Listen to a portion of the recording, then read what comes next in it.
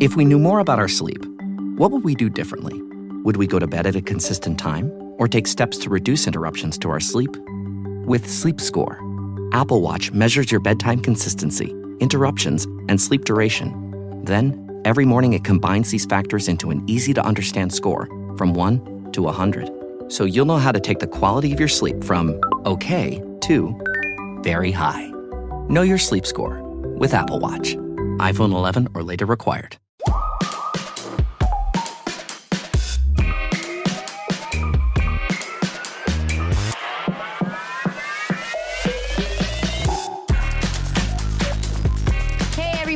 Welcome to Good Follow, presented by DraftKings. I'm Trysta Krick. We got a special guest. Ooh, it's me, producer Jess. What's going on, Trysta? What up, girl? We had to put Juju in timeout. You filled in like a champ that you are. It's March Madness. Things are getting mad here. And sad here because the season's coming to a close. We're going to have to talk about this Final Four. Yeah, we're going to get right into it. The Final Four is set, and it's the battle of the one seeds yet again. Today, we're going to be picking up our coaching clipboards to break down what each team needs to do to be victorious in the weekend. So first up, Trysta, what do you think South Carolina needs to do to take down an undefeated UConn? They just have to score every time down. That's pretty much what they need to do. Like, that's really the issue with UConn, is that you'll be in a game, you'll be competing with UConn, and then you'll go through a 3-minute scoring drought, which almost every team always does. Right. The problem is UConn doesn't do that.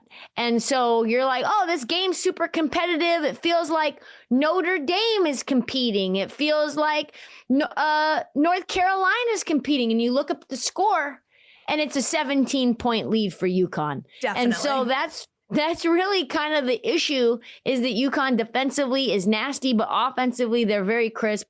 Sarah Strong doesn't miss a lot. AZ doesn't miss a lot, and they've got a lot of depth. What do you think? I think the same, but do you think that, like, even if they have a scoring drought just in the very, very beginning, you know, they're a little slow to get into the start of that game, you think that they can't come back? You think that'll be it? It depends on how early they have that drought and how much UConn's able to capitalize on it. We saw what happened in the TCU game, where South Carolina went down 8 points to start the game. They're down 2 at halftime. But the problem that's different is Olivia Miles went down with a calf cramp. Mm-hmm. You had Marta Suarez get a knee tweak. Olivia Miles was in foul trouble as well. And those were situations that I just don't see happening for UConn, because TCU was not nearly as deep. Right. So who is going to come in and take over for Olivia Miles and to be able to give you some of that same scoring punch, playmaking punch?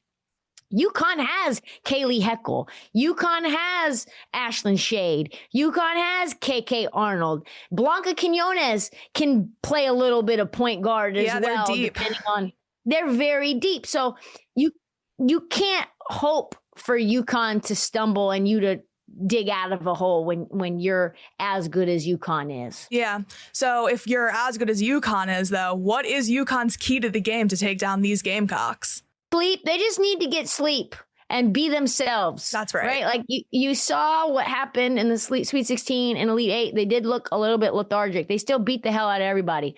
But AZ Flood looked tired. She looked like she wasn't really in the game for stretches. Sarah Strong in that Elite 8 game had 20-something points, 21 points I think she had. And she didn't even look like herself. She was missing layups for the first time I've ever really seen in her career. So they just need to get back to business and be the UConn that went undefeated in the regular season and in the postseason and hasn't lost a game since their Tennessee loss. DraftKings Sportsbook, the #1 sportsbook for live betting, is built for March. The tournament is unpredictable, but the rewards are guaranteed. And DraftKings is delivering some of the most generous rewards in the market. New to DraftKings? Bet just $5 and get $200 in bonus bets instantly. Download the DraftKings Sportsbook app and use code GOODFOLLOW. That's code GOODFOLLOW to turn $5 into $200 in bonus bets instantly. In partnership with DraftKings, the crown is yours.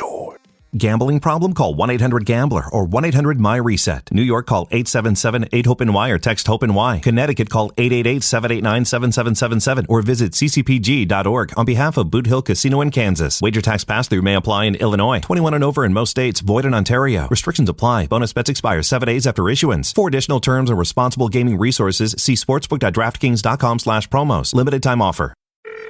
Xfinity Tech Support. How can I help? I can't get Jurassic Park back online without... Oh, you just need Xfinity. Plug in your gateway and you're good. All set. Luckily, Xfinity has reliable, self-healing Wi-Fi that keeps you safe from threats. Wow. You can even boost speeds to your most important devices. Get reliable Wi-Fi at one price for 5 years, guaranteed. Xfinity. Imagine that. Watch Jurassic Park with Xfinity. Restrictions apply. Select plans only. Last year. What do we expect to see from them, from that start, from that jump? Like, we expect to see full on, full out, right away, immediate. Yeah, I think we saw the same thing last year with AZ, where it was like, oh, what's wrong with AZ? Yeah. And then all of a sudden she came out in the Final Four and looked absolutely spectacular. Yeah. And I think that I talked to a former UConn player and they said, listen, the Elite Eight is the hardest game you'll play in the tournament. Everybody wants to go to the Final Four. You're exhausted. The turnaround time is crazy. You've already played all these games. There hasn't been rest. And you're dealing with these long days because you're starting at 5, 6 in the morning for shoot around and media availability. And then you have to wait for everybody else to get their game done. And then after that game is when you can practice. Yeah, and we saw Gino call all that out too, which was great. He really took to the media and told everyone, he's like, these times they're not beneficial to these players. No, it's probably better for those who really are basketball junkies and want to go to one region and see 8 teams and you get a sense of who all these teams are. But that's 100 people that are in the media that get to talk to everybody. That's 9,000 people maybe that are going to go to the game. And it's sad because there was 4 regions just 4 or 5 years ago. And it feels like maybe there's some momentum to get back to that again. Yeah. And what do you think about these Final Four being the same as they were last year? Identical. The best 4 teams, right? At the end of the day, as much as we want to see upsets, what we don't want is a mollywop in the Final Four. That's true. Probably what would have happened if TCU would have beaten South Carolina. UConn would have given them hell. I mean, you're talking about a South Carolina team that's very competitive. They've won titles before with this team, with Raven, and Medina coming over in a transfer. Dawn obviously in her bag. This is a team that's been very well coached throughout time. They're very resilient, and they're starting to find their swagger. Yeah, that's true. All right. We got to go to break, but when we come back, we'll discuss the next Final Four game.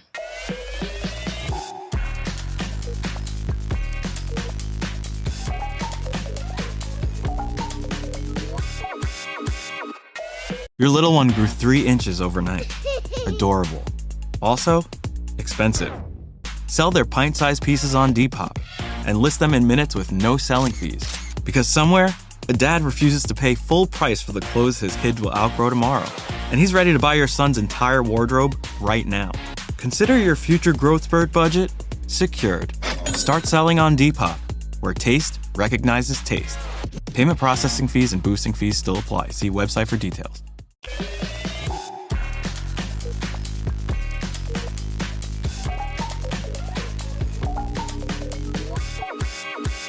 Welcome back to Good Follow. Today's episode, as always, is presented by DraftKings. We got to talk about the DraftKings Pick of the Week, presented, of course, by Chaboy DraftKings. We got to talk about this UConn South Carolina game in terms of giving our pick. Like I said, I don't think anyone's beating UConn. The players, though, to watch for me, number 1, Blanca Quinones, who's the freshman who can do a little bit of everything. She was my most outstanding player vote when I was at Fort Worth. Sarah Strong won the award, but I thought Blanca was fantastic. She's starting to find herself as a freshman. And on the other side of things, Joyce Edwards had her best game of the year against TCU, had 20-something points, had multiple double-digit rebounds, multiple blocks. So how is she going to look against this UConn team? Can she be a defensive monster? Who is she playing and defending? Is it going to be Sarah Strong, or is she going to be playing somebody who allows her on the other side of things to score the basketball? Fascinating matchup. Lots of players to watch, but those are my top 2. And of course, I've got, like I said, UConn winning that game. This segment is presented by DraftKings. DraftKings, the crown is yours. The crown is yours, Trysta. All right, let's take a second and break down this matchup of Texas and UCLA a little bit more. It could really go either way. So what do we think Texas needs to do to beat down on UCLA? The thing that happened the last time out, and they basically need to do this again. Now, Lauren Betts left the game in the third quarter, but you got to stop Lauren Betts. She's 6'7". When she's getting it rolling and getting you into foul trouble and they're able to kick out to shooters, that's the best version of UCLA. If you can keep Lauren Betts under double digits, under 10, 12 points, and play her physical and get her rattled like you saw Duke did in the first half of the Elite Eight, and you can have that sort of fingerprint, that's how you beat UCLA. And for Texas, that's something that they know well. They've got Kyla Oldacre, who's an absolute stud. She's been awesome. Their starting center as well has been elite and electric. I like Kyla a lot more just based on her girth and her physicality, and she's a fan favorite, but both are great. So this is just one of those matchups that you need to focus on, because when Lauren Betts is rolling, if she has like 25 and 15, that's dangerous. A bad day for Texas. That's dangerous. That's dangerous for sure. All right, so we know Lauren Betts has got to put up the points tonight if we're the Bruins.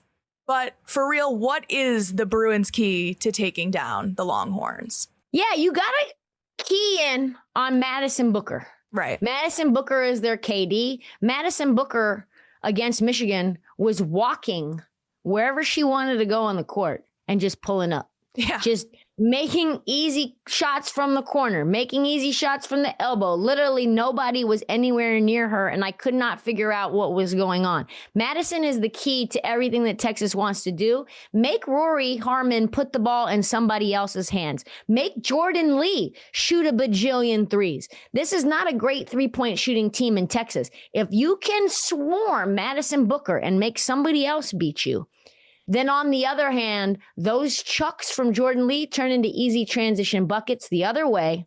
Kiki Rice gets going.